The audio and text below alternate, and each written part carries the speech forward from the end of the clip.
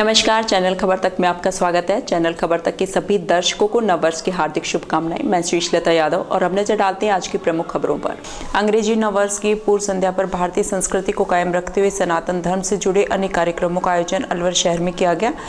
त्रिपोलेश्वर शिव शक्ति सेवा समिति अध्यक्ष महंत जितेंद्र खेड़ापति ने बताया कि अंग्रेजी नववर्ष की पूर्व संध्या पर हिंदू सनातन धर्म से जुड़े हुए हमारे भारतीय संस्कृति को अपनाते हुए रविवार को त्रिपोलिया महादेव मंदिर में सैकड़ों की संख्या में भक्तजन राजस्थानी वेशभूषा में नजर आए। इस अवसर पर महाआरती कार्यक्रम आयोजित की गई, साथ ही प्रसाद वितरण किया गया। यहाँ लोग भारतीय संस्कृति के प्रति जागरूक भी दिखे।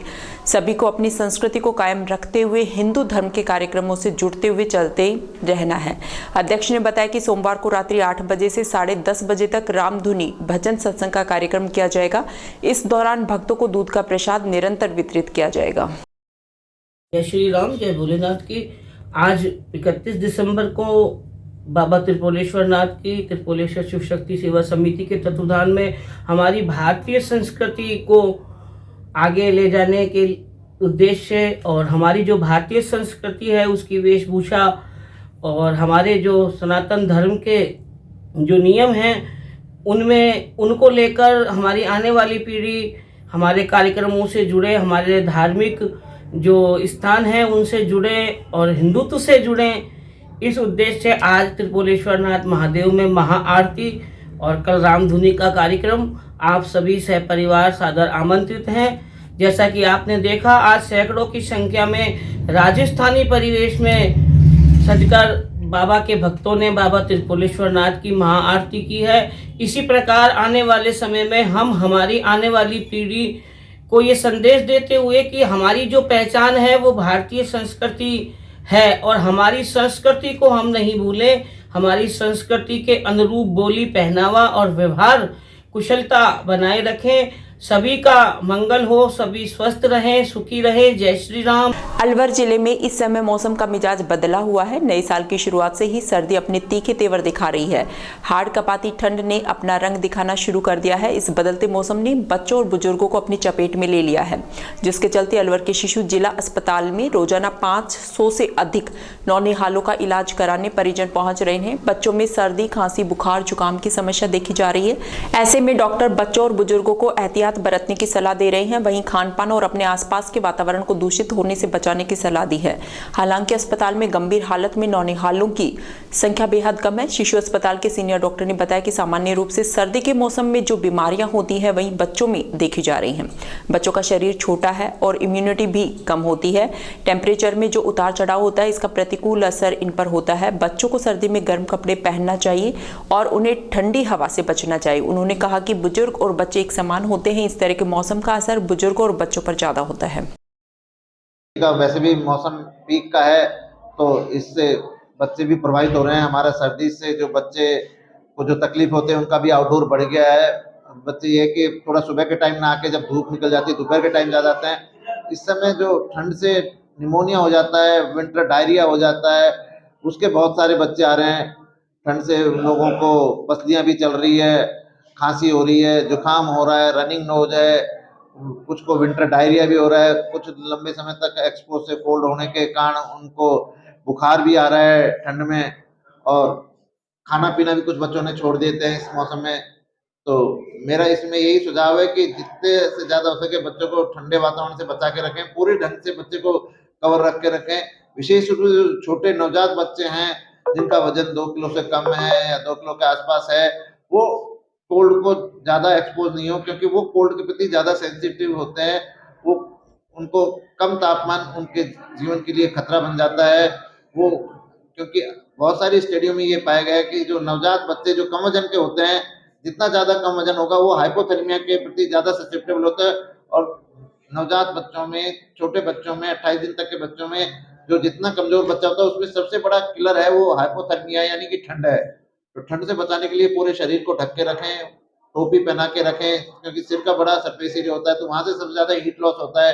टोपी पहना के रखें, छाती पे एक बनियान, उसके ऊपर एक शर्ट, शर्ट के ऊपर एक गर्म कपड़ा, हाथों में दस्ताने, पाँव में मोजे, पूरे मतलब कहने का मतलब शरीर को ढक के रखें। घर के वातावरण को भी गर्म रखें, किसी भी तरह से रखें, पर सावधानी जरूर रखें कि आपने कमरे में कोई ऐसी मीठी जड़ा रखी है जिससे कार्बन मोनोऑक्साइड हो जाता है या फिर कई बार कई लोगों के कपड़ों में भी आग लग जाती है। जैसा कि अभी भी 7 दिन पहले हुआ है, एक परिवार में 3 लोग वो जला रखा था, हीटर या अंगीठी जला रखी, तो वो उससे आग की चपेट में आने। ऐसी गलती ना करें, मैं सबसे विनम्रतापूर्वक है, कोई भी आप हीट का सोर्स रखते हैं तो उसके प्रति पूरे सेंसिटिव रहें, उससे रहें कि उससे कोई कैजुअलिटी नहीं हो। कमरे को बिल्कुल बंद पैक ना करें, क्योंकि उससे कई बार आपने अंगीठी जला रखी तो कार्बन मोनोऑक्साइड और कार्बन डाइऑक्साइड उससे भी कई बार सोते के सोते रह जाते हैं।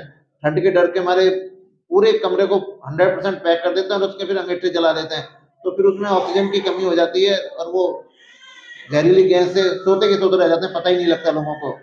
तो इस तरह की सावधानी जरूर रखें, बच्चे को गर्म रखें, घर का कमरे का वातावरण गर्म रखें, अनावश्यक ठंड में ना निकालें, और जो गर्मी के जो साधन आप यूज कर रहे हैं, हीटर है, अंगीठी है, जो भी आपके पास है, उनको बड़ी सावधानी से यूज करें, उनसे किसी तरह की कोई कैजुअलिटी ना रहे।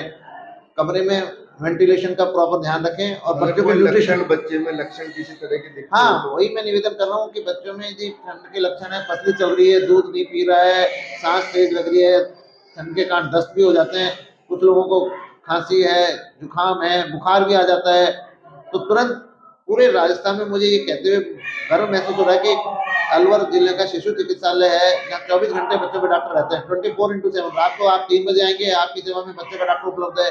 रात को आप 11 बजे आइए, सुबह 5 बजे आइए, शाम को 6 बजे आइए, किसी भी समय आप आइए, यहाँ आपको 24 घंटे, तो किसी भी तरह की रिस्क, किसी भी बैग को दिखाने की जरूरत नहीं है। निःशुल्क सारी सुविधाएं, दवाइयाँ फ्री हैं, जांचें फ्री हैं, किसी तरह का आपका एक पैसा नहीं लग रहा।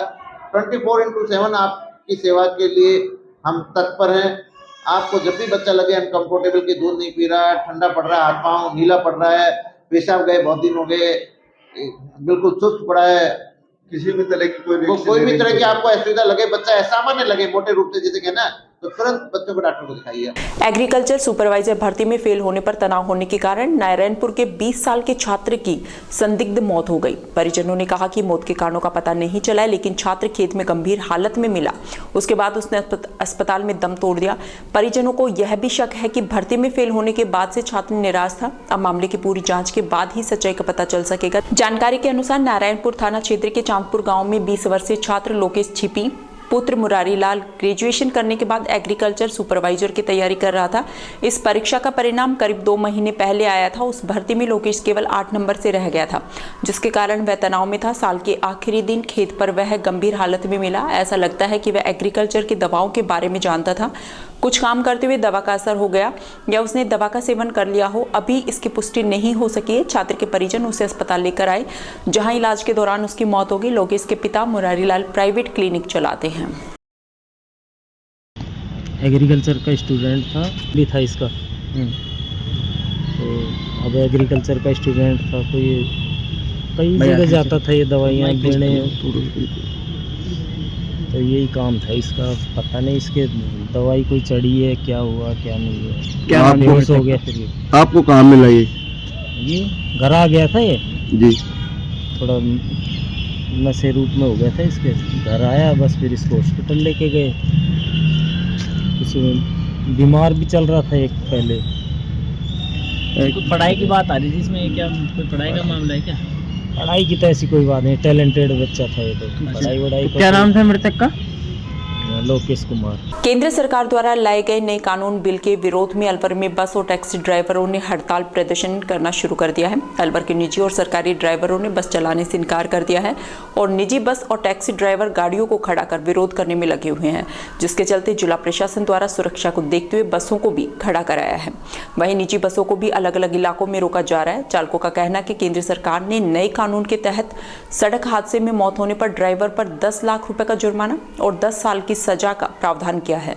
यह नियम किसी भी तरह से सही नहीं है। चालकों की चिंता है कि दुर्घटना के बाद यदि वे मौके पर रहे तो भीड़ के गुस्से का सामना उन्हें करना पड़ सकता है।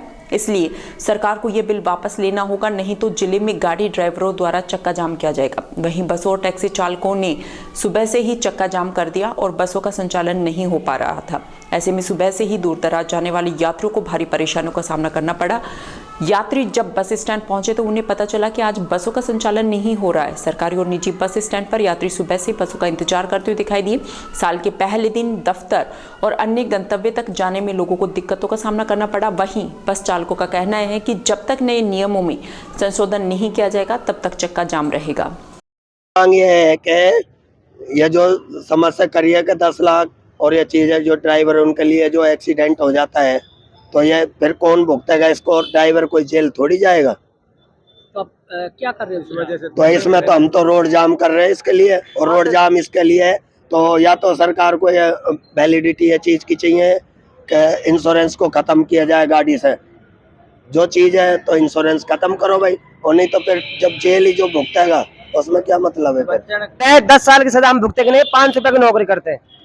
मेन बात ये है, हम हमारे पास 10 लाख रुपए हुए तो हम क्यों जाएंगे रोड पे मरने के लिए? क्यों जाएंगे? हम नहीं जाएंगे। गाड़ी घोड़े मरते भी हैं, हम भी मरते हैं, अगले वाला भी मरता है, पीछे वाला भी मरता है, हम नहीं करेंगे काम, इसलिए हम चक्का जाम कर रहे हैं। हमारे लिए मान्य नहीं है 10 साल लिए हम कोई नहीं जाएगा। हमने स्ट्रिंग छोड़ दी कल से ही, हम गाड़ी नहीं चले। हाँ बंद है, सब कुछ बंद है, रोडवेज भी प्राइवेट भी, कोई भी चक्का जाम है। राजस्थान में सारा चक्का जाम है। समस्या है जो लोकसभा में अभी एक बिल पारित हुआ है एक्सीडेंट को लेकर के। यदि किसी ड्राइवर से एक्सीडेंट होता है तो 10 साल की जेल और 5 लाख रुपए कैश उस पर जुर्माना होगा। इस सब को लेकर के ड्राइवर साथियों ने गाड़ियों को खड़ा कर दिया है, और उनकी एक मांग है जब तक ये लॉ वापस नहीं होगा या इसमें संशोधन नहीं होगा तब तक हम रोड पे गाड़ी लेकर नहीं जाएंगे। अब क्या ऊपर निर्देशों बात करी है? डिपार्टमेंट तो ये कहता है कि आप अपनी रिस्क पे ले जा सकते हो, बाकी हम कोई जिम्मेदारी नहीं लेंगे। और ड्राइवर साथियों ने सभी ने गाड़ियां अपनी अपनी खड़ी कर दी है। जब तक इस लॉ में कोई संशोधन नहीं होगा या वापस नहीं होगा तब तक रोड पे गाड़ियां नहीं जाएंगी। कौन से रूट की बसें खाली हैं? टोटल रूट की गाड़ियां बंद है, दिल्ली, जयपुर और जो लोकल रूट जितने भी है सब बंद है। यही बंद है या पूरे राजस्थान में ही बंद है। भैया ये जो बिल पास किया है उसमें क्या है कि ड्राइवर पे जुर्माना लगाया गया है, और जुर्माने के साथ उसकी सज़ा भी है 10 साल की, 5 साल जो भी दे रखी है उसमें। उसके विरोध में सभी ड्राइवरों ने वाहनों को खड़ा कर दिया है अपने, और इसमें ट्रांसपोर्टर के जितने भी ड्राइवर हैं, चाहे वो ट्रक ड्राइवर है, टैक्सी ड्राइवर है या बस का है, सभी ने ड्राइविंग करने से मना कर दिया इस नियम के तहत। क्योंकि रोड पर जब गाड़ियाँ चलती हैं तो ड्राइवर कोई नहीं चाहता कि कोई भी दुर्घटना हो। वो अगर कोई कीड़ा मकोड़ा आता है तो उसे भी बचाता है, लेकिन फिर भी अगर कोई सामने से गलती से आ जाए तो वो भी उसके गले पड़ता है। इस चक्कर में उन्होंने इसका विरोध किया है, और वो नहीं चाहते कि हम इस तरह से वाहन चलाएं। सभी ने वाहन खड़े कर दिए हैं। अगर संशोधन नहीं होता है तो आगे क्या है? अभी तो 1, 2 और 3 तारीख का अनाउंसमेंट है इनका। अगर संशोधन नहीं होता है तो आगे यूनियन जो भी है इन ड्राइवरों की वो क्या करेंगी वो आगे पता चलेगा भविष्य में इसका। बाकी 3 तारीख तक तो इन्होंने कर ही रखा है, 1, 2, 3 का। तो 3 तारीख तक किसी भी रूट पर नहीं चलेगी? हाँ, फिलहाल तो किसी भी रूट पर नहीं चल रही हैं। जैसी सब जगह से सूचनाएं आ रही हैं सभी डिपो में बंद हैं गाड़ियाँ, और प्राइवेट भी बंद है, सारी ट्रांसपोर्टर जितने भी हैं। किसी भी ड्राइवर से अगर एक्सीडेंट हो जाता है तो इसमें क्या है कि नए रूल के अंदर कि 10 साल की सज़ा का प्रावधान है। अगर एक्सीडेंट करने वाले ड्राइवर उस व्यक्ति उस जगह पर रुकता है और दुर्घटना जिस व्यक्ति की हुई है उसको इलाज के लिए अगर भर्ती कराने जाता है तो सबसे बड़ा समस्या का जो प्रश्न है वो ये है कि अगर पब्लिक वहाँ पर इकट्ठी होती है तो उस ड्राइवर के साथ मारपीट हाथापाई ये कर सकती है। तो उसका बचाव क्या है, इसी के विचार को रखते हुए आज ड्राइवर जितने भी हैं, ट्रक ऑपरेटर हैं, बस हैं, जितने भी लोक परिवहन वाले हैं, जितने भी जो भी ड्राइवर हैं जो ड्राइविंग कार्य करते हैं उन्होंने हड़ताल करी हुई है। आपकी तरफ से क्या कहा गया है? हमारी तरफ से अभी कुछ कहा नहीं गया है। संचालन चारों तरफ हमारे, जैसे कि अलवर डिपो का भी बंद है, मत्स्य नगर का, उधर से भरतपुर डिपो का बंद है, उधर से दौसा का जो हाईवे सिकंदरा वो जाम कर दिया, अभी चंदवाजी जाम कर दिया। तो जब नेशनल हाईवे तक जाम है तो सरकार को उनकी बात सुननी चाहिए और जल्द से जल्द आम जनता है उसको रास्ता निकले और वो अपने गंतव्य स्थान तक पहुँचे। मुख्यालय में हमने कंट्रोल रूम में सूचना दे दी है कि भाई हमारी अलवर और मत्स्य नगर दोनों तरफ से संचालन बंद है। भरतपुर जिले की सीमा पर स्थित अलीपुर, जसवर सहित दर्जनों गांव में संचालित क्रैशर और अवैध खनन को लेकर सोमवार को खेड़ली कस्बे के समीपवर्ती कुट्टी गांव में मस्ता संत आश्रम पर काला पहाड़ संत मंडल के साधु संतों और ग्रामीणों की बैठक आयोजित हुई। इस बैठक की अध्यक्षता काला पहाड़ संत मंडल के महंत बाल मुकुंद दास कलुआ बाबा द्वारा की गई। इस अवसर पर सभी साधु संतों और ग्रामीणों ने अलीपुर सहित दर्जनों गाँवों में श्री श्री गिरिराज गोवर्धन पर्वत के बड़े भाई काला पहाड़ जो जन जन की आस्था और वहां पर्यावरण सहित आसपास की फसल प्रचुर मात्रा में पर्वत में जड़ी बूटियों की भरमार है। इस पर्वत पर प्रतिदिन सैकड़ों लोग द्वारा परिक्रमा दी जाती है। वहीं यहाँ काफी प्राचीन मंदिर और गुफाएं स्थित है, लेकिन यहाँ वर्षों से लीज के नाम पर अवैध खनन और क्रैशर लगी हुई है। इन क्रैशरों पर आए दिन दुर्घटनाएं भी होती रहती है। प्रशासन को इसकी जानकारी होते हुए भी वह अनजान बना हुआ है। अवैध खनन से क्षेत्र के मकानों में ब्लास्टिंग से दरारें आ चुकी हैं और क्रैशरों की डस्ट से लोगों की बीमारियां हो रही हैं। बैठक में साधु संत और ग्रामीणों ने निर्णय लिया कि प्रशासन को रोकथाम लगाने को लेकर ज्ञापन दिया जाएगा। यदि प्रशासन ने कार्रवाई नहीं की तो जनता को साथ लेकर जनप्रतिनिधियों के साथ साधु संतों द्वारा आंदोलन किया जाएगा। जैसे गोवर्धन महाराज हैं, उनके बड़े भाई हमारे क्षेत्र में, जिसमें हमारे 3 जिला लगते हैं, अलवर, भरतपुर और दौसा। इन तीनों जिलों के बीच में काला पहाड़ जो पे प्राचीन गुफा है, मुचुकुंद ऋषि ने यहाँ पर तपस्या की थी। भगवान कृष्ण भी यहाँ पर आए थे और ये हमारे क्षेत्र की जनता का एक आस्था का केंद्र है। यहाँ पर 12 मास हजारों की संख्या में, लाखों की संख्या में पूर्णमासी के दिन परिक्रमा देते हैं भक्तगण। समस्या है कि जो अवैध क्रैशर जिनको आवंटित की गई है, जिनकी लीज जितने दिन की थी उससे भी अवधि निकल चुकी है और हमारी इस धरा पर इस एक आध्यात्मिक जो हमारी शक्ति का केंद्र है, इसको बड़ी भारी क्षति पहुंच रही है।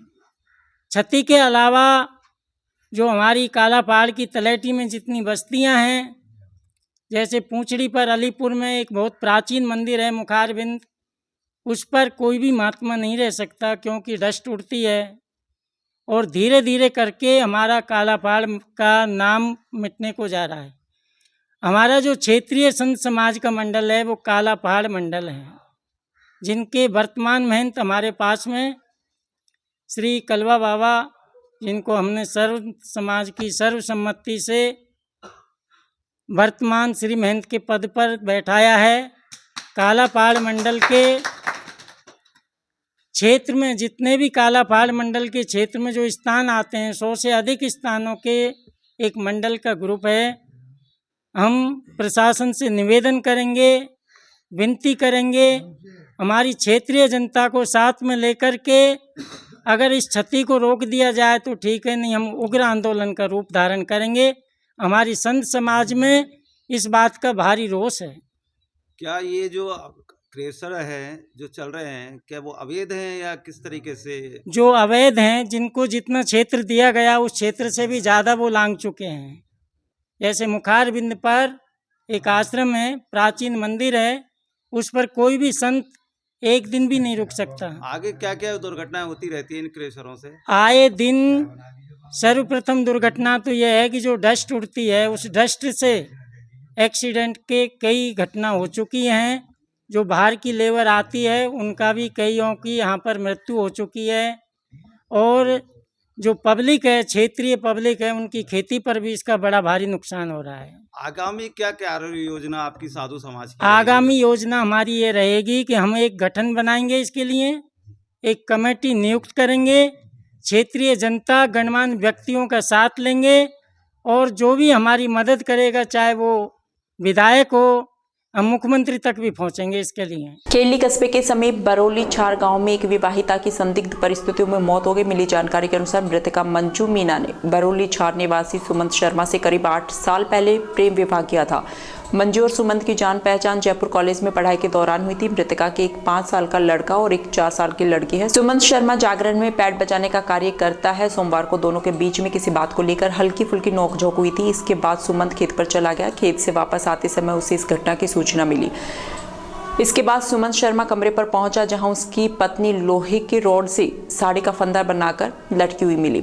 इस घटना की सूचना पुलिस को दी गई। इसके बाद पुलिस ने शव को अपने कब्जे में लेकर अस्पताल पहुंचाया, जहां चिकित्सकों ने अंजू को मृत घोषित कर दिया। इस उपरांत खेली पुलिस ने अस्पताल में पहुंचकर घटना की जानकारी जुटाई और नदबई थाना पुलिस को सूचना दी। वहीं नदबई पुलिस ने जानकारी जुटाकर शव को कब्जे में लेकर नदबई अस्पताल की मोर्चरी में रखवाया।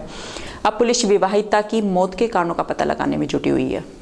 कंट्रोल रूम भरतपुर से सूचना मिली थी कि बरौली छार में सुमंत के घर पर कोई घटना घटी है और सूचना पर हम मौके पर पहुंचे तो घर का पूरा घर खुला हुआ मिला। उसके उपरांत फिर दोबारा सूचना मिली खेली थाने से, क्या नाम आपका था?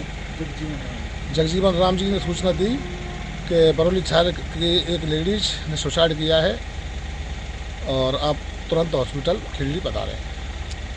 हम हॉस्पिटल खेली आए। खेली हॉस्पिटल से बॉडी मैं मुलजम के नदबई CSC पुलिस थाना नदबई पहुँच रहे हैं। बानसूर कस्बे की सुभाष सर्किल चौक पर टैक्सी, ट्रक और बस ड्राइवरों ने केंद्र सरकार द्वारा लगाए गए नियमों के खिलाफ विरोध प्रदर्शन किया। इस दौरान मौजूद ड्राइवरों ने सरकार के खिलाफ जमकर नारेबाजी की। ड्राइवरों ने कहा कि केंद्र सरकार द्वारा ड्राइवरों पर एक्ट लागू किया गया है वह गलत है। ड्राइवर दुर्घटना के वक्त अपनी जान बचाने के चक्कर में मौके से भाग खड़े होते हैं, लेकिन यह नियम लागू होने से मौजूदा मौके पर भीड़ द्वारा कोई भी अप्रिय घटना होती है तो उसका जिम्मेवार कौन होगा। वहीं 10,000 की नौकरी करने वाला ड्राइवर मौके से फरार होता है तो 10 साल की सजा तथा 7 लाख रुपए जुर्माना कैसे दे पाएगा। ड्राइवरों ने आक्रोश जताते हुए कहा कि जब तक इस नियम को केंद्र सरकार वापस नहीं लेगी तब तक ड्राइवर हड़ताल पर बैठकर इसका विरोध प्रदर्शन करेंगे। वहीं दूसरी ओर यात्रियों को अपनी मंजिल तक पहुंचाने के लिए कोई साधन उपलब्ध नहीं होने पर मायूसी छाई रही। यात्रियों ने बताया कि वे काफी देर से रोड पर खड़े हैं, यहाँ कोई साधन नहीं आ रहे हैं जिससे उन्हें परेशानी का सामना करना पड़ रहा है। जिन्होंने ये कानून बनाया हम उनके विरोध में हैं। हम कहाँ से तो इतने पैसे देंगे, 10 साल की जेल काटेंगे, हमारे बच्चों का भविष्य उनका क्या हाल है। और अगर वहाँ पर रुक जाएंगे पब्लिक मार देगी हमको। वहाँ से भाग के जाते हैं तो 50 लाख रुपए जुर्माना है, हम कहाँ से दे पाएंगे ये चीज़। तो इसलिए हम इस सरकार के विरुद्ध खड़े हैं। ये नियम वापस लिया जाए तो हम संतुष्ट होंगे, नहीं तो हम ऐसे ही धरने पर बैठे रहेंगे, चाहे हमारे घर चलें या ना चलें। सर आपने देखा होगा काफ़ी सालों से ड्राइविंग चल रही है। कोई ड्राइवर कीड़ी मार के राजी होता है, किसी इंसान के टक्कर मार के राजी है कोई ड्राइवर। लेकिन अब इन्होंने नियम निकाला है कि 10 साल की सज़ा, 7 लाख रुपए जुर्माना। तो ड्राइवर दे पाएगा क्या? 10,000 की सैलरी उसको महीने पे मिलती है, वो भी टाइम पे नहीं मिलती, वो भी समय पे नहीं मिलती है। अपने बच्चों को पता नहीं कैसे गुजारा करता है। देश का भविष्य ड्राइवर रीढ़ की हड्डी है देश की, और वो ड्राइवरों के बारे में इतनी बड़ी कानून निकाले हैं, उसके प्रति हम यहाँ खड़े हैं सभी भाई। तो कर रहे हैं हम तो ये कानून बनाने वालों का विरोध कर रहे हैं। बानसूर में सोमवार को राम जन्मभूमि मंदिर तीर्थ क्षेत्र अयोध्या धाम से प्राप्त पूजित अक्षत कलश की भक्ति भाव के साथ यात्रा निकाली गई। इस दौरान कस्बे में आस्था का सैलाब उमड़ पड़ा। ये यात्रा कस्बे के गिरधारी दास महाराज मंदिर से पूजा अर्चना के साथ शुरू होकर कस्बे के मुख्य मार्गों से होकर निकली। इस यात्रा में बड़ी संख्या में श्रद्धालुओं ने हिस्सा लिया। शोभा यात्रा में हजारों की संख्या में पहुंची महिलाओं ने अपने सर पर कलश लेकर कस्बे में भ्रमण कर रामलीला मैदान पहुंची। इस यात्रा में बड़ी संख्या में राम भक्त भी शामिल हुए। प्राण प्रतिष्ठा समारोह के दिन हिंदू समाज की ओर से 22 जनवरी को अपने क्षेत्र के ग्राम, नगर, मोहल्लों और कॉलोनी में स्थित किसी भी मंदिर में एकत्रित होकर भजन कीर्तन करेंगे। विश्व हिंदू परिषद से जुड़े सदस्यों ने बताया कि अयोध्या में भगवान रामचंद्र के भव्य और दिव्य मंदिर की प्राण प्रतिष्ठा 22 जनवरी को की जाएगी। इस कार्यक्रम को उत्साह से मनाने के लिए राम भक्त आतुर हैं। सनातन धर्म की गौ माता की श्री राम जन्मभूमि की धर्म की विश्व का कल्याण हो, विश्व का कल्याण हो। बहरोड क्षेत्र के देमी ग्राम पंचायत के ग्रामवासियों द्वारा सोमवार को राम मंदिर से आए चावल और अन्य सामग्रियों की कलश यात्रा निकाली गई। इसे लेकर हर घर से माताएं और बहनें कलश सिर पर लेकर यात्रा में शामिल हुए। आपको बता दें कि 22 जनवरी को अयोध्या में होने वाले प्राण प्रतिष्ठा समारोह में श्री राम मंदिर का न्योता दिया गया। वहीं 22 जनवरी को हर घर में दिया जलाकर दीपावली की तरह आयोजन करने का आह्वान किया गया। रामगढ़ में सड़क हादसों को लेकर लागू किए जा रहे नए कानून के विरोध में वाहन चालकों का गुस्सा थमने का नाम नहीं ले रहा है। इसके विरोध में सोमवार को पूरे देश में ड्राइवरों ने हड़ताल रखी। सजा और सिद्धांत वाले नए कानून के विरोध में रामगढ़ कस्बे के बालोद नगर में क्षेत्र के सैकड़ों ड्राइवरों ने अलवर दिल्ली हाईवे रोड 248 पर जाम लगा दिया। यह जाम करीब आधे घंटे तक लगा रहा। इसके बाद जाम की सूचना पाकर थाना अधिकारी राजपाल चौधरी मेजाब्ते मौके पर पहुंचे। उन्होंने यहां पहुंचकर जाम लगा रहे लोगों से जाम खोलने की समझाइश की, लेकिन मामला तूल पकड़ता गया क्योंकि पुलिस मौके से एक ड्राइवर महेंद्र गुजर को गाड़ी में पटककर थाने ले आई। इसी बात को लेकर मामला गर्मा गया। उसके पश्चात डीएसपी हेमेंद्र सिंह मौके पर पहुंचे और जाम लगा रहे लोगों को समझाइश करने की कोशिश की। इस दौरान पुलिस ने बल प्रयोग करते हुए लोगों को खदेड़ते हुए जाम को खुलवाया। वहीं जाम लगा रहे ड्राइवरों का आरोप है कि जाम लगा रहे ड्राइवर के साथ पुलिस ने तानाशाही करते हुए उनके साथी ड्राइवर को जबरदस्ती गाड़ी में पटककर थाने ले गई। पुलिस ने यदि ड्राइवर साथी को नहीं छोड़ा तो उन्हें मजबूरन दोबारा जाम लगाना पड़ेगा। मामला ये है कि जो केंद्र सरकार ने ये जो नया कानून लागू किया है ना ड्राइवरों के ऊपर, इसके लिए हमने जो पूरे भारत में ये जाम लगा हुआ है, प्रदर्शन कर रहे हैं ड्राइवर, तो हमने भी यहाँ पर रामगढ़ नेशनल हाईवे जाम किया था। तो हमने अब पुलिस वालों को कहने पे, प्रशासन के कहने पे हमने जाम तो खुलवा दिया है, लेकिन हमारा एक बंदा है ड्राइवर, उसको पुलिस वाले ज़बरदस्ती उठा के ले गए। हम ये मांग कर रहे हैं कि उसके साथ मारपीट की है। हम ये मांग कर रहे हैं कि हमारा बंदा छोड़ा जाए। मारपीट करिए और नहीं छोड़ा जाएगा तो ये हम दोबारा जाम लगा देंगे। कि 10 लाख की तो वो जुर्माना करा ड्राइवर के ऊपर और 10 साल के लिए सजा। अब ड्राइवर भाई ज़्यादा से ज़्यादा 15-20 हज़ार रुपये कमा सकता है महीने का। अब अपने बच्चे ने पालेंगे कि अब भाई जुर्माना भुगतेंगे कि ड्राइवर तो जिंदगी भर सक्सेस ना हो सकते इस चीज़ में। अब हम ड्राइवर रुके तो मर जाए, तो मरे। अब बच्चा ने पाला क्या करेगा बेचारा? इसी पर्पज पे आ बस इसी पर्पज के ऊपर हम जाम लगाए हैं और इसके ऊपर हमारे पुलिस स्टाफ आ गए पूरे महकमा, तो उनके कहने के अनुसार हमने जाम भी खोल दिया है। गिरफ्तार भी किया है? हाँ, हमारा बच्चा गिरफ्तार किया गया, हमारा ड्राइवर महेंद्र गुजर जबरदस्ती पुलिस वहाँ में धरने की जीप में खूब आता मेहनती जोड़ी, परंतु नहीं रोक पाए उस गाड़ी को। अगर ऐसे ही ड्राइवर पिटते रहेंगे तो कहाँ तक पूर्ति करेंगे बेचारे? ड्राइवर के साथ मारपीट भी? हाँ, ड्राइवर के साथ मारपीट करिए यही किराए पे। ये जो नए कानून में जो को सज़ा के प्रावधान है, इनको लेके जो सब जगह ही इसका लोग जो ड्राइवर हैं रामगढ़ जाम लगाए थे, इसको शांतिप्रिय तरीके से जाम। किशनगढ़ बास कस्बे में बिजली घर चौराहे के पास रविवार देर रात हुई सड़क दुर्घटना में एक युवक की मौत हो गई। यह युवक तिजारा की तरफ से देर रात अपने भाई के साथ बाइक पर सवार होकर किशनगढ़ बास अपने घर जा रहा था। मृतक के पिता हेमंत गुप्ता ने बताया कि उसका बेटा राहुल गुप्ता अपने भाई मनीष गुप्ता के साथ रविवार देर रात तिजारा की ओर से बाइक पर सवार होकर किशनगढ़ बास अपने घर आ रहा था। तभी एक बाइक सवार चालक ने तेज गति और लापरवाही से उसकी बाइक को टक्कर मार दी, जिसमें वह गंभीर रूप से घायल हो गया, जिसको 108 एम्बुलेंस की सहायता से किशनगढ़ बास सीएचसी लाया गया, जहां डॉक्टरों ने उसे मृत घोषित कर दिया। इसके बाद शव को किशनगढ़ बास सीएचसी की मोर्चरी में रखवाया गया। घटना की सूचना मिलने पर किशनगढ़ बास थाने के सहायक उप निरीक्षक उदयराम पुलिस टीम के साथ मौके पर पहुंचे और घटना की जानकारी ली।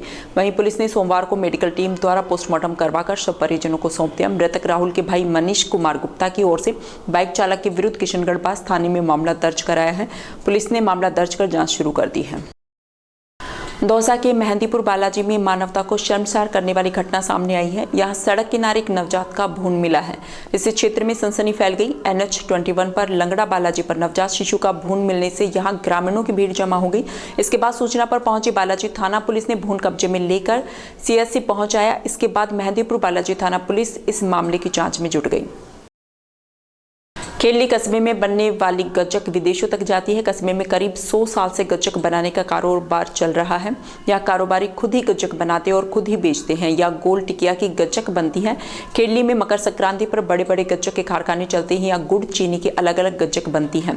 विदेशों में रहने वाले कस्बे के अनेक परिजन और रिश्तेदार खेली की गज्जक मंगाते हैं। गज्जक कारोबार दर्जनों परिवारों को रोजगार देता है। यहाँ सर्दी शुरू होती गज्जक बनने लग जाती है। एक दिन पहले गज्जक के लिए ऑर्डर देना होता है। यहाँ प्रतिदिन करीब 500 किलो गज्जक बनती और बिकती है। खेली की गज्जक शुद्धता साफ सफाई के लिए प्रसिद्ध है। यहाँ की गज्जक खस्ता और कुरकुरे स्वाद से भरपूर होती है।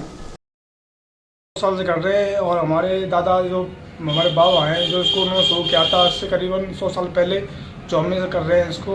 और हम इसे विशेष हमारे यहाँ चीनी और गुड़ की गजक मिलती है, जो कि जो आगरे की धुली दिल्ली की इससे होती है। और हमारे यहाँ पर साफ़ सफाई का विशेष ध्यान दिया जाता है, जिससे ग्राहक को कोई नुकसान नहीं हो। और जो भी बाहर से आता है यहाँ पर एक बार ज़रूर लेके जाता है, जो खाता है जो ज़रूर ले मंगाता है इसको। करीबन हमें इस काम को विशेष 4 महीने से हम तक करते हैं और इस पर विशेष ध्यान दिया जाता है कि हमारी साफ़ सफाई बेहतर रहे, ग्राहक को बढ़िया शुद्ध चीज़ मिले। आजकल तो मिलावट मिल रही है कि हमारे यहाँ पर शुद्ध चीज़ विशेष ग्राहकों को उपलब्ध की जाती है सही दामों पर।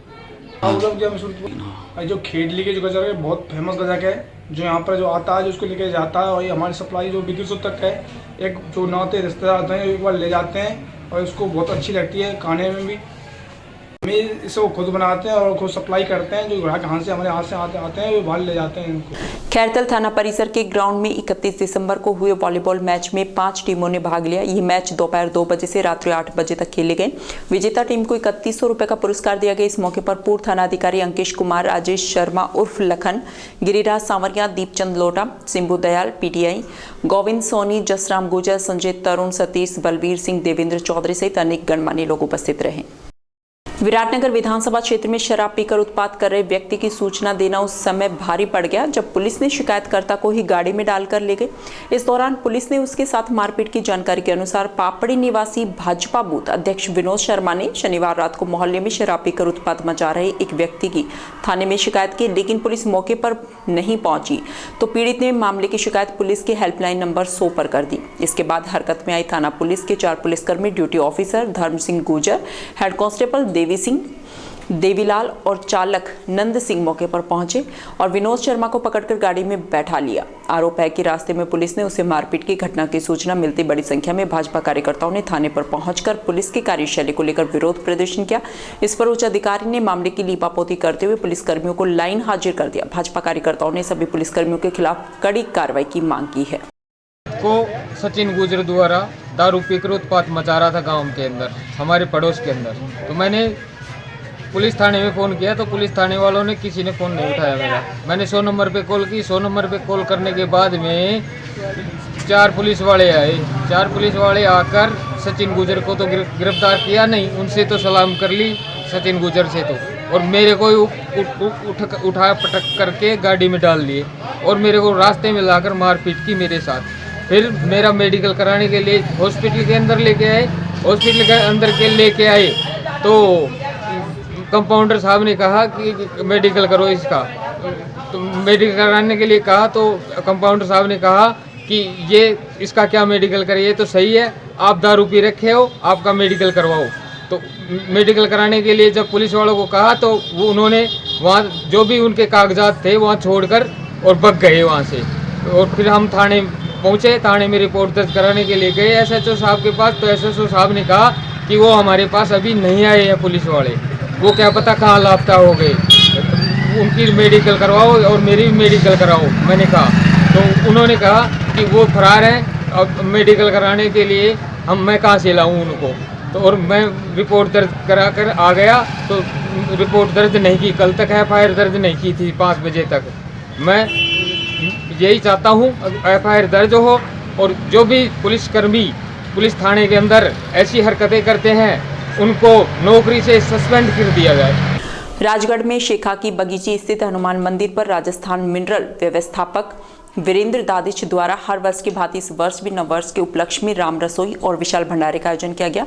कार्यक्रम के शुभारंभ से पहले भगवान श्री राम और हनुमान जी महाराज के मंदिर महंत अंगद दास महाराज और पंडित लक्ष्मण सिंह द्वारा पूजा अर्चना और हवन यज्ञ कर संगीत का आयोजन किया गया। इसके बाद भगवान के भोग लगाकर पंगत में बैठाकर श्रद्धालुओं को प्रसाद वितरित किया गया। कार्यक्रम के इस अवसर पर उपस्थित श्रद्धालुओं व ब्रजवासी गौ रक्षक दल के जिलाध्यक्ष नागपाल शर्मा ने भगवान के समक्ष गौ माता को राष्ट्रमाता घोषित करने की अर्जी लगाई। वहीं प्रधानमंत्री नरेंद्र मोदी से गौ माता को राष्ट्रमाता घोषित करवाए जाने की मांग कर उनकी रक्षा करने की मांग की। अलवर जिले के रेनी उपखंड क्षेत्र के ग्राम पंचायत पाटन के गांव आदुका में डूंगर वाले भोमिया बाबा के स्थान पर सोमवार को ढांचा दंगल और विशाल भंडारे का आयोजन किया गया। ये कार्यक्रम सभी ग्रामीणों के सहयोग से किया गया। यहां 1 जनवरी 2024 को हर्षोल्लास के साथ में नववर्ष भी मनाया गया। इससे सभी लोगों में भाईचारा व प्रेम भी कायम रहता है। यहाँ सुबह भोमिया बाबा की पूजा अर्चना कर भोग लगाया गया। इसके बाद श्रद्धालुओं को पंगत में बैठाकर प्रसाद खिलाया गया। वहीं दूसरी ओर ढांचा दंगल कार्यक्रम का आयोजन किया गया। यहाँ गायक हरि सिंह दोलान सहित अन्य पार्टियों द्वारा रंगारंग प्रस्तुति दी गई। ग्रामीणों ने बताया कि डूंगर वाले भोमिया बाबा के प्रति उनकी गहरी आस्था है। सभी ग्रामवासियों का भाईचारा इसी तरह बना रहे, इसे लेकर इस तरह का कार्यक्रम किया जाता है। इस कार्यक्रम के विशिष्ट अतिथि पाटन सरपंच सरोज मीणा रही। महिलाओं द्वारा मुख्य अतिथि का माला पहनाकर और शॉल ओढ़ाकर स्वागत किया गया। इस दौरान सामाजिक कार्यकर्ता छोटेलाल मीणा, बलराम मीणा, महेंद्र मीणा, सत्तावन, संजय शर्मा, रमेश पंडित, रामकिशन सहित हजारों की संख्या में महिला पुरुष उपस्थित रहे। कार्यक्रम के दौरान मंच संचालन मोहनला अध्यापक द्वारा किया गया। सभी लोगों का नए साल की शुरुआत करने का अपना अपना अंदाज है। ऐसे में प्रशासनिक अधिकारी भी इसे अछूते नहीं रह सकते। इसी क्रम में दौसा जिला collector Qamar Chaudhary, SP Vandita Rana, ASP Mahendra Sharma, Chikrai SDM Rakesh Meena और तहसीलदार दिनेश मीणा ने मेहंदीपुर बालाजी धाम पहुंचकर नए साल की शुभ शुरुआत की। इन सभी ने यहां पहुंचकर नए साल पर बालाजी महाराज के दर्शन किए। इस दौरान बालाजी मंदिर पीठाधीश्वर महंत डॉक्टर नरेशपुरी महाराज से भेंट की। बालाजी महंत ने सभी को लड्डू प्रसादी भेंट कर नए साल की शुभकामनाएं दी। गौरतलब है कि नए साल पर दिग्गज राजनेता और प्रशासनिक अधिकारी बालाजी महाराज के दर्शन करने पहुंच रहे हैं। फसल सिंचाई के लिए 3 फेज पावर सप्लाई नहीं मिलने से परेशान किसानों ने सोमवार को एसडीएम को ज्ञापन सौंपा। इस दौरान ग्रामीणों ने 4 दिन में व्यवस्था में सुधार नहीं होने पर आंदोलन की चेतावनी दी। एसडीएम को सौंपे गए ज्ञापन में किसानों ने बताया कि लक्ष्मणगढ़ नगर पालिका के मौजपुर में घरेलू और कृषि विद्युत व्यवस्था पूरी तरह से ठप्प है, जिससे ग्रामीण और किसान बहुत परेशान है। ज्ञापन में बताया कि मौजपुर नगर पालिका लक्ष्मणगढ़ का हिस्सा है।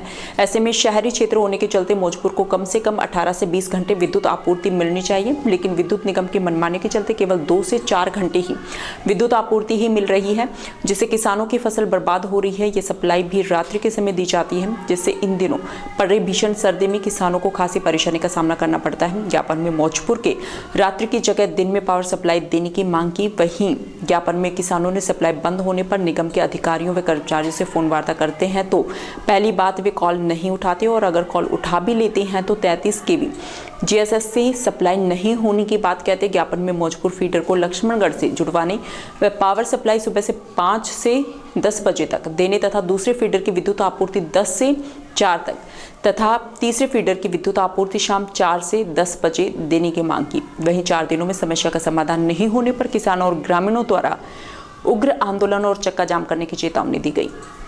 हम एसडीएम ऑफिस आया भाई लाइट के मारे, और लाइट हमारी आवे ना है, और आवे तो ऐसी आवे सारी रात लग जाए, 2-2, 3-3 घंटा लाइट है पूरी भी ना हो। सरकार 6 घंटे की बिजली किसानों को पावर सप्लाई देने की बात कहती है, कितनी सप्लाई मिलती है? 6 घंटा आवे खाए, पूरी आवे ना, कदे 3 घंटा कदे 4 घंटा पूरी है ना। रो अभी कट का कि क्या आधी पानी चले, रात रह जाए सूखी, फिर दोबारा चलाओ वही में। रात्रि के समय सप्लाई दी जाती है, किसानों को क्या क्या परेशानी का सामना करना पड़ता है? किसानों को शरीर समस्या, किसानों को बेचारानों को क्या क्या समस्या? लाइट रात में आ रही है, रात को पानी का आगे खड़ा रहे, और वो भी 1-1 घंटा कट जाए, जब फिर खड़ा रहे, फिर वो जो आएगी, फिर वो जो चल जाएगी बाद में, फिर खड़ा रहे। ये समस्या और कहीं समस्या है। कब से समस्या बनी हुई है? या तो साहब हमको तो साहब सारे सम्मत हो गए, हम अब तो चल रहे जब से। तो अब आपने ज्ञापन सौंपा है, क्या मांग, क्या आश्वासन दिया? ये देखो साहब, हम जाडा में मरे और कर्मचारी सब आराम से अपने काम रहे, हम जमींदार कमा के दे रहे हैं सब उनको, और यहाँ में दिन में लाइट मिल जाए तो हमारा सबको साहब या तो 5 दिन में अच्छा रहे, नहीं तो साहब हम तो चक्का जाम करेंगे, रात में लाइट ना मुड़े हमको पानी वाने। मौजपुर में मालियों के बास में एक नाले में गिरी गाय को गोरक्षकों और युवाओं ने बड़ी मशक्कत कर बाहर निकाला। हालत नाजुक होने पर गोवंश को अलवर भिजवाया गया। गोरक्षक दीपचंद भलाई और मोहित जैन ने बताया कि एक गोवंश नाले में गिर गया। नाले में गिरा ये गोवंश इसमें फंस गया।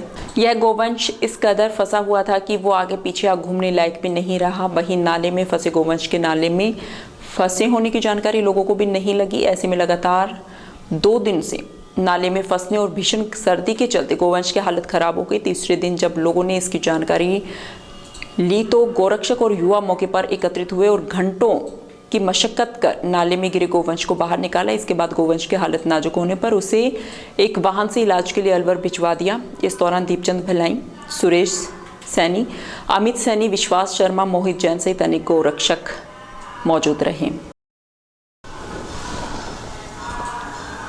ठीक है।